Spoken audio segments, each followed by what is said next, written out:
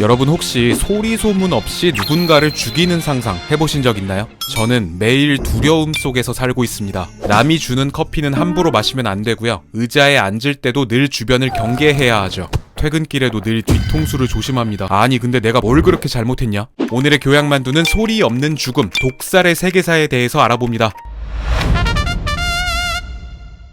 프랑스의 전쟁 영웅이었던 나폴레옹. 그는 워털루 전투에서 패배한 후 세인트 헬레나 섬에 유배되고 마는데요. 섬으로 쫓겨난 지 6년 만에 위암으로 사망하게 됩니다. 그런데 그는 죽기 전 이상한 유언을 하나 남기는데요. 자신의 머리카락을 잘라서 가족과 친구들에게 나눠주라는 것이었죠. 이게 뭔 소린가 싶지만 이후에 남겨진 나폴레옹의 머리카락을 분석해보니 실제로 엄청난 양의 비소가 검출됐다고 합니다. 또 투병 중이던 나폴레옹은 비소 중독과 비슷한 증상을 보였다고 하는데요. 나폴레옹을 죽인 범인으로 의심되는 인물은 나폴레옹의 최측근이었던 트리스탄 몬트론 장군. 그는 나폴레옹이 유배되었을 당시 섬에 따라 들어올 만큼 나폴레옹의 신복이었답니다. 그런데 나폴레옹은 몬트론 장군의 아내와 바람을 폈던 것으로 추정된다는 설이 있습니다. 심지어 몬트론의 아내는 나폴레옹의 아이로 의심되는 똑 닮은 딸까지 낳았다고 하죠. 결국 개빡친 몬트론이 복수를 계획했고 나폴레옹의 와인에 몰래 비소를 탔다는 썰인데요. 하지만 나폴레옹의 공식적인 사인은 위암입니다. 독살은 어디까지나 추측일 뿐이죠. 동서양을 막론하고 왕족들 사이에서는 독살이 꽤 있었는데요.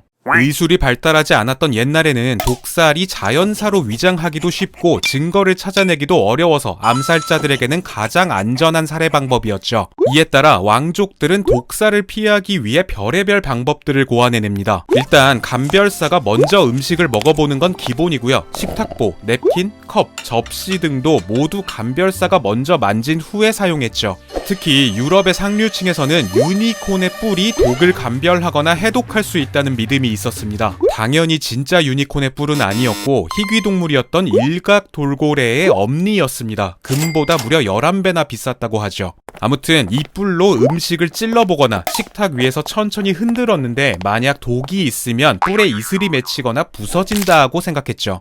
또 유니콘의 뿔이 독을 해독한다고 생각해서 궁 안 우물에 이 뿔을 넣거나 뿔로 만든 잔에 음료를 따라 마시고 뿔로 만든 왕좌에서 식사하기도 했다죠. 그런데 진짜 이 뿔로 독이 감별됐냐? 그랬겠습니까?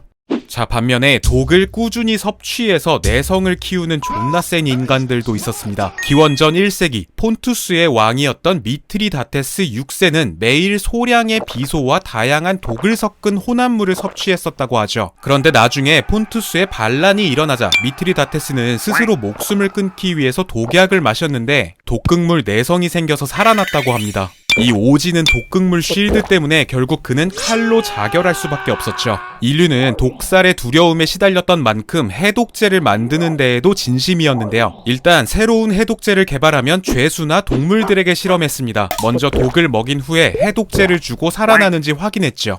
이때 스스로 자원을 하는 죄수들도 꽤 있었다는데요. 독약을 먹고 살아나면 석방해달라는 조건을 걸 수 있는 경우가 많았다고 합니다. 왕권이 약화되고 의학이 발전하면서 사망 원인을 좀 더 분명하게 밝혀낼 수 있게 되자 독살의 위험은 점차 줄어들게 되는데요. 그러나 여전히 세계 곳곳에서는 독살로 의심되는 일들이 벌어지고 있습니다. 이 분야의 최상위 티어는 당연히 불곰국이죠. 역시 약과는 뗄래야 뗄 수 없는 나라.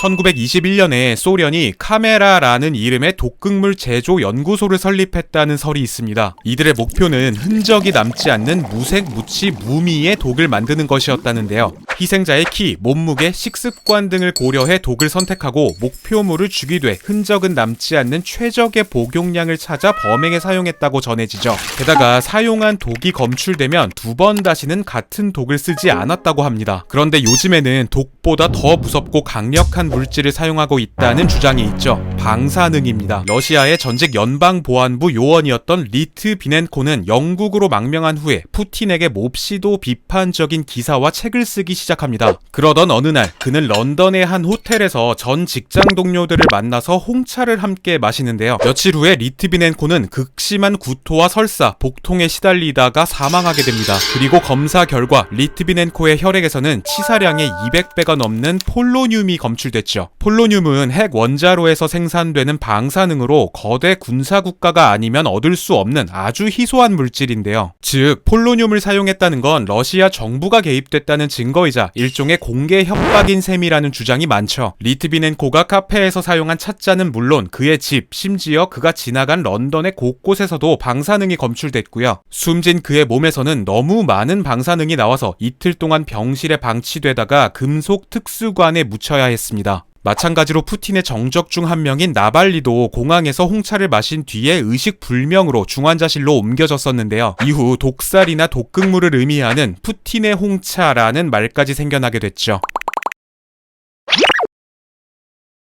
우리나라 왕실에서도 독살을 피하기 위해 기미상궁을 두거나 은수저를 이용해 독의 유무를 확인했습니다. 은수저가 독극물의 일종인 비상에 닿으면 검게 변했기 때문이라죠. 궁중에서 조금이라도 미심쩍은 죽음이 생기면 언제나 독살이 아니냐는 의심이 따라붙었습니다. 대표적인 왕으로 경종이 있죠. 어느 날 경종은 저녁 식사로 게장과 생감을 먹고 폭풍 설사에 시달리는데요. 당시 연인군이었던 영조는 고통받고 있던 경종에게 인삼과 부자를 함께 올렸답니다. 어이의 만류에도 불구하고 영조가 강력히 주장했다죠. 그 후에 잠시 나아지는 듯 했던 경종은 끝내 사망하고 마는데요. 이후 영조에게는 왕이 된 뒤에도 평생 형제를 죽인 살인범이라는 꼬리표가 따라붙게 되죠. 또 다른 독살 의혹을 받고 있는 왕은 고종입니다. 고종은 나인이 올린 식혜를 마신 뒤에 30분 만에 몸을 뒤틀면서 사망했다는 이야기가 있는데요. 윤치호 일기에 따르면 고종은 팔다리가 하루 이틀 사이에 엄청나게 부풀었고 3일 뒤에는 몸이 완전히 부패하여 이가 빠지고 살점이 떨어져 나갔다고 하죠. 이는 비소 성분으로 인한 사망 시에 나타나는 증상과 비슷하다고 합니다. 게다가 식혜를 올렸던 나인이 뒤이어 사망하면서 누군가 독살을 은폐하기 위해서 죽인 것 아니냐는 설까지 돌았었죠. 하지만 이것도 어디까지나 설일 뿐이고요. 진실은 누구도 알 수 없습니다. 그런데 여기서 생긴 궁금증 하나, 드라마에서 자주 보는 이 사약을 먹으면 정말 이렇게 먹자마자 피를 토하면서 죽게 되는 걸까요? 일단 사약이라는 말의 이 사자는 죽을 사가 아니라 줄 사자로 왕이 하사한 약이라는 뜻입니다.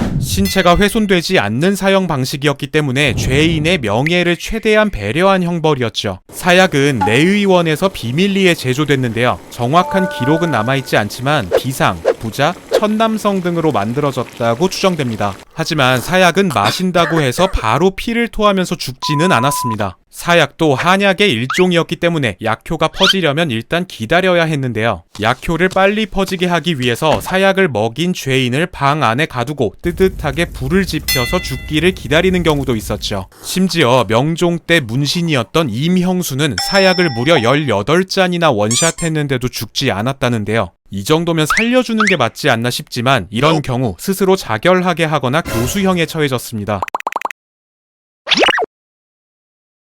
여러분, 보통 보톡스라고 불리는 약물의 정식 명칭은 보툴리눔 톡신입니다. 이 약물은 탄저균보다 10만 배나 강한 독성을 가지고 있죠. 하지만 극미량만 사용하면 신경세포의 활동을 적당히 억제하고 근육을 마비시켜서 미용과 의료 목적에 활용됩니다. 이처럼 독과 약은 사실 한 끗 차이라고 할 수 있습니다. 저희 멤버들은 앞으로도 독하게 약을 먹어가면서라도 영상에 매진하겠습니다. 여러분, 교양만두였습니다.